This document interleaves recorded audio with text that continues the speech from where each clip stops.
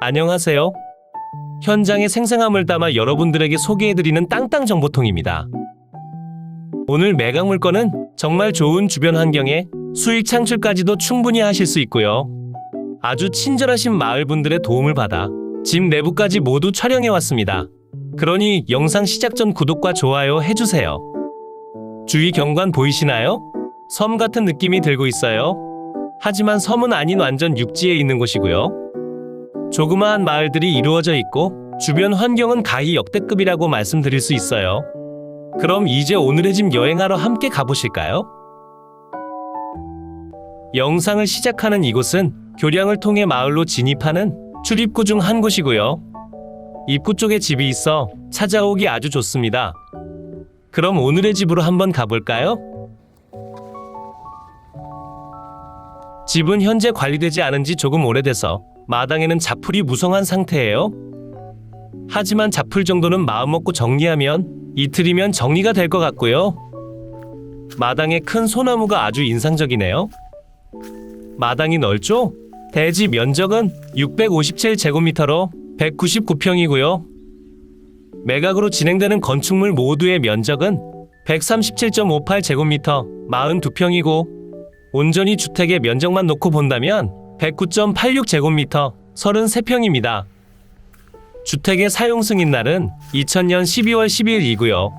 2019년도에 경매로 진행돼서 파주시에 위치한 한 회사가 낙찰받았지만 그때 그 상태 그대로 다시 경매로 진행됩니다. 그 당시 경매에서 낙찰된 금액은 1억입니다. 지금과 큰 차이가 없죠? 그러니 3년이 지난 지금도 예전 금액에서 크게 차이 없이 입찰에 참여할 수 있다는 겁니다. 낙찰받고 약간의 수리를 거쳐 에어비앤비 사업으로 수익 창출까지 가능한 이 주택, 집중해서 봐주세요. 현관 출입문이 보이고요. 현관에서의 방위는 북동향이고요. 집의 전체적인 방위는 거실에서 남동향을 바라볼 수 있게 설계 및 건축됐습니다. 마당에 수도도 보이네요. 집의 주구조는 조적조의 슬라브 지붕으로 등록돼 있고요. 지금은 옥상에 태양광 발전 설비가 설치돼 있어 지붕은 없는 상태입니다. 마당엔 자풀이 너무 많은 상태네요. 관리하기는 조금 귀찮을 수도 있을 것 같아요. 하지만 건물의 상태가 생각보다 좋은 편이어서 마당의 자풀은 잊혀집니다. 이제 집 안으로 한번 들어가 볼까요? 앞발코니 공간에서 시작할게요. 천정은 목재로, 바닥은 타일로 되어 있고 예전 유행했던 원형 형태의 창문이 있어요. 집 내부 상당히 넓죠? 발코니에서 뭔가를 하기에도 참 좋아 보이고요. 집 내부 구조도 아주 예쁜 편이라 사용하기에도 쉬워 보여요. 거실 창문 기준으로 남동향이라 햇살도 아주 잘 들어올 것 같고요. 마을분들께 여쭤보니 건축 당시 아주 튼튼하게 지어 집은 아주 좋다고 말씀해 주셨어요. 거실 창문에서 바라보는 커다란 소나무도 매각에 포함된 상태예요. 변기가 특이하게 이쪽에 있네요. 여기에 문만 설치하면 좁지만 사용은 가능한 서브 화장실이 되겠네요. 그런데 실내에 가면 제대로 된 화장실이 하나 더 있어요. 집은 방 3개, 화장실 2개고요. 비워진 지 꽤 오랜 시간이 됐지만 집 상태는 아주 좋은 편이네요. 내부 면적은 이 정도면 27평 정도는 되는 것 같아 보여요. 15평 되는 시골집이 에어비앤비 기준 하룻밤 숙박료가 20만원 정도 되는 걸 생각해 본다면 예쁘게 수리한 후 조금 더 받아도 아주 좋을 듯 하네요.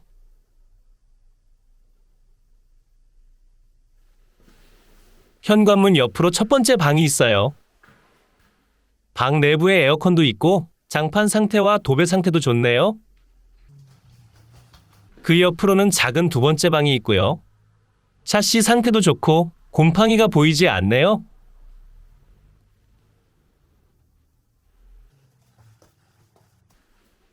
이곳이 마지막 방이고요. 안방이에요. 안방 천정은 누수로 추정되고 있고요. 누수되는 범위가 그리 크지 않아요. 저 정도면 옥상에 방수 처리만 해도 커버가 되지 않을까 싶어요. 안방과 주방 사이 화장실이 있고요. 화장실은 리모델링 필수로 진행해야 될 것 같네요.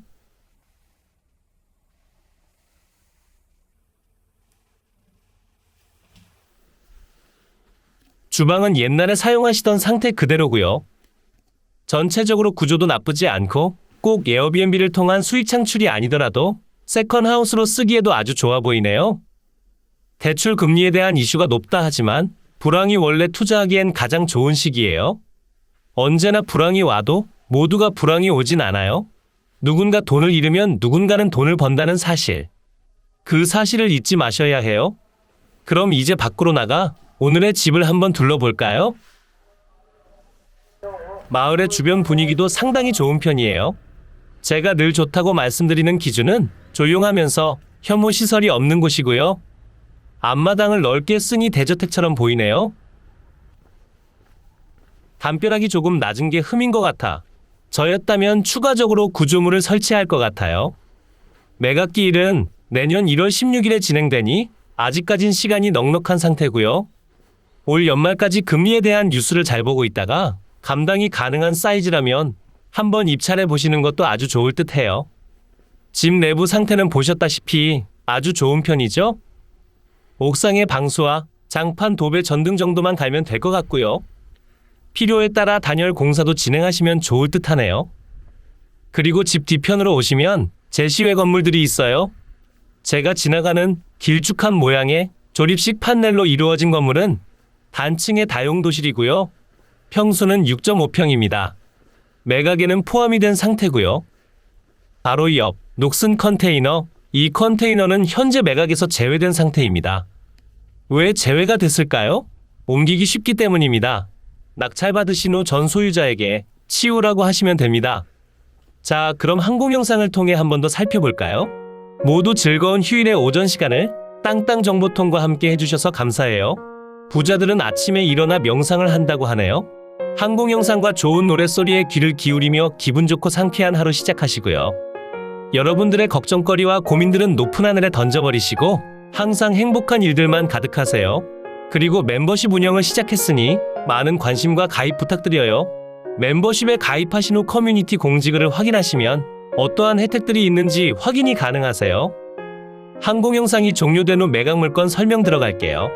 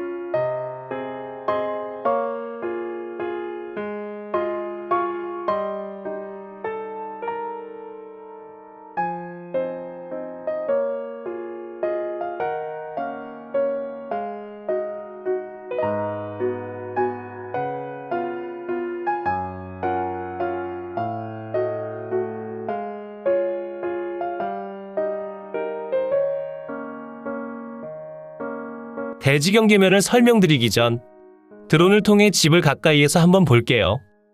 앞쪽으로는 아주 커다란 소나무가 있고요. 주택의 옥상에는 태양광 시설이 있어요.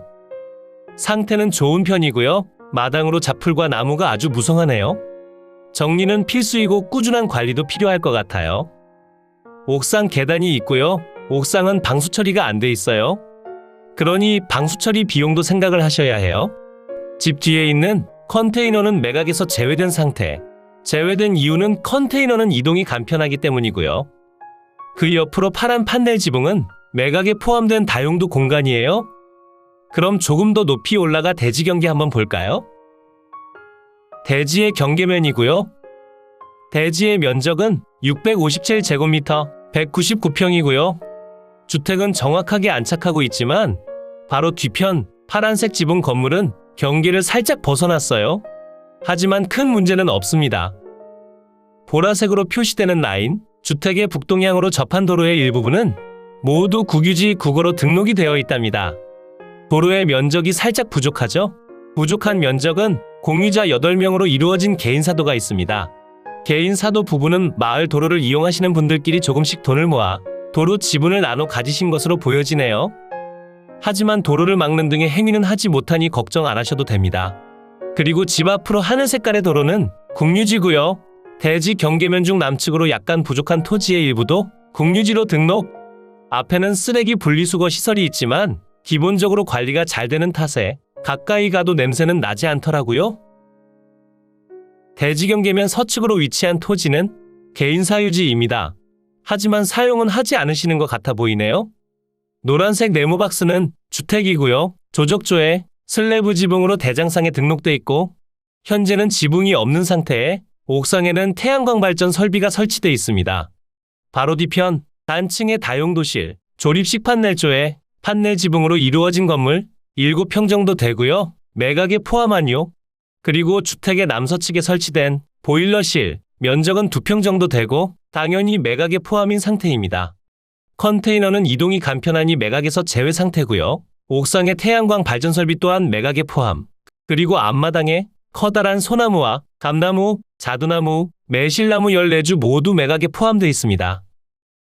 주택의 가격 중 800만 원은 나무값이에요. 다른 과실수는 사실 없는 것도 괜찮을 것 같고요. 소나무는 잘 관리한다면 이 집의 마스코트가 될 수도 있을 것 같아요. 이제 지도를 보며 다시 한번 주변 입지 체크해 드릴게요. 지금 이곳이 오늘 매각 물건의 위치고요. 마을의 이름은 신전마을이에요. 마을 근처로는 펜션들과 망향의 광장, 전망대 휴게소 등이 있고요. 삼면을 둘러싼 용다무가 아주 웅장하죠? 지도를 조금 더 멀리서 보게 된다면 주변으로는 진안군, 무주군 등이 있고요. 마이산 도립공원도 아주 가깝습니다. 그리고 충남금산까지 자차 이용 시 40분 정도면 이동이 가능해요. 전라도이긴 하지만 경상남도와 충청남도 생활권에서도 가깝고요. 에어비앤비를 잘 모르신다면 어플이나 컴퓨터로 접속하신 후 여러분들의 주변으로 하루 숙박료와 집 상태 등을 한번 보세요. 잘 모르시는 분께서는 이런 시골에 누가 오냐? 라는 생각을 하실 수 있지만 젊은 세대들을 생각해 보신다면 생각이 많이 달라지실 겁니다. 저는 누구에게나 공평한 정보를 제공하지만 수익 창출에 대한 부분과 입찰은 여러분들이 직접 해보셔야 해요. 아는 만큼 보이는 법이고요. 정보와 지식이 준비되어 있어야 돈을 버는 겁니다. 늦었다 생각하지 마시고 지금부터 진행해 보세요. 아직도 돈 되는 예쁜 주택들이 많이 있답니다. 이제 매각 물건 정보 설명해 드릴게요. 사건 번호 2022 타경 3917. 소재지는 전라북도 진안군 상저면 용평리 181번지고요. 물건 종류는 단독주택. 감정가는 1억 6,090만 4천원. 최저가는 1억 1,263만 3천원. 썸네일에서 보셨던 4천만 원이라는 금액에 대한 설명은 물건에 대한 내용을 살펴보고 뒤편에서 자세히 설명드리고요. 매각기일은 2022년 1월 16일 월요일 오전 10시에 전주지방법원에서 진행됩니다. 토지와 건물 일괄 매각이고요. 토지 면적은 657제곱미터 199평이고 건물 면적은 137.58제곱미터 약 42평, 주택과 제시외 건물 모두 포함된 면적이고 컨테이너만 제외된 상태입니다. 용도 지역은 계획관리지역, 보전관리지역, 자연취락지구, 가축사육제한구역, 배출시설 설치제한지역입니다. 주택의 구조는 조적조의 슬래브 지붕이지만 현재 지붕은 없는 상태이고 태양광 발전 설비가 포함되어 있습니다. 사용 승인날 2000년 12월 12일입니다. 이제 본 물건 실투자금에 대해 설명드리겠습니다. 1회 유찰의 30% 낮아진 금액으로 보아 이번 회차에 낙찰될 확률이 높아 보이며 감정가를 기준으로 대출받는다면 60% 기준 9,600만 원 정도 되고요. 낙찰가를 기준으로 대출받는다면 대략 6천만 원 이상으로 예상됩니다. 대출금에 대한 내용은 현 상태에서는 DSR도 보기 때문에 개인소득 정보에 따라 달라질 수 있습니다. 제 기준으로 놓고 본다면 감정가의 약 60% 정도 대출금이 나올 것으로 상담받았고요. 금리는 4.6%였습니다. 만약 낙찰받는다면 낙찰가액은 최저가에서 조금만 더 쓰는 작전으로 가야 할 것 같고요. 취득세, 법무사 비용 등을 포함해서 1억 2,500만 원의 낙찰받았다는 가정하에 리모델링 비용은 대략 2천만 원 정도를 더하게 되면 실투자금은 대략 4,900만 원 정도면 약간의 수리 후 숙박업 등을 이용한 수익 창출이 가능할 것 같습니다. 리모델링 비용에 대해서는 각자의 상황과 원하는 바에 따라 조금씩 차이는 있을 것이고요. 내부 상태를 꼼꼼히 확인하신 후 진행하시길 추천드립니다. 그리고 주택의 공시가격이 1억 미만인 5,700만 원 정도이기 때문에 취득세 중과 없고요. 다주택자라도 충분히 낙찰받고 운영이 가능합니다. 에어비앤비를 통해 숙박 사업을 하신다면 한 달을 꽉 채워 돌리긴 사실상 힘듭니다. 뜬구름 잡지 않고 현실적으로 이야기해드리자면 성수기, 비성수기 모두 기준으로 두고 한 달 일수는 약 15일에서 23일 정도로 보시면 되고요. 숙박료는 지역마다 편차가 있지만 오늘의 집의 경우 크기가 큰 편이기에 하루 숙박료 기준 20만 원에서 35만 원 사이로 보는 편이 좋을 것 같고요. 운영하시는 분들에 따라 기준을 맞춰 보시면 됩니다. 평균 금액 27만 원으로 두고 한 달 20일 정도 운영을 한다면 540만 원 정도 되고요. 각종 공과금과 대출이자 파트타임을 통해 청소해 주시는 분들의 임금을 제외하면 순수익은 100만 원 정도 남습니다. 달마다 약간의 차이는 있으며 운영에 대한 노하우가 있고 가까운 곳에 거주하시는 분들께서는 본인이 직접 운영과 청소를 하신다면 공과금과 대출이자를 제외한 금액이 순수익이 되겠습니다. 매각 건물과 토지의 현황 보면 매각 진행되는 토지는 한 필지고요. 지목은 대지, 면적은 약 199평, 토지에 대한 감정 금액은 7,600만 원. 건물 한번 살펴보면 단층에 주택의 구조는 조적조에 슬래브 지붕, 면적은 33평, 사용 승인일 2000년 12월 12일. 주택의 감정가는 7천만 원입니다. 이 두 개만 합쳐도 벌써 1억 4천이죠?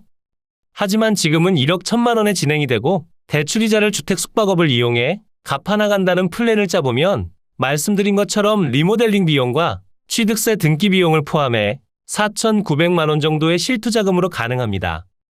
제시외 건물은 파란 지붕의 다용도실, 매각 포함 상태고요. 보일러실 옥상 계단 옆으로 위치하고 주택의 일부분이라 보시면 됩니다. 이곳도 매각에 포함되고요. 옥상에 태양광 발전 시설, 매각에 포함되고요. 마당에 커다란 소나무와 감나무, 자두나무, 매실나무, 수목, 열매주 모두 매각에 포함됩니다. 나무값만 830만 원이네요.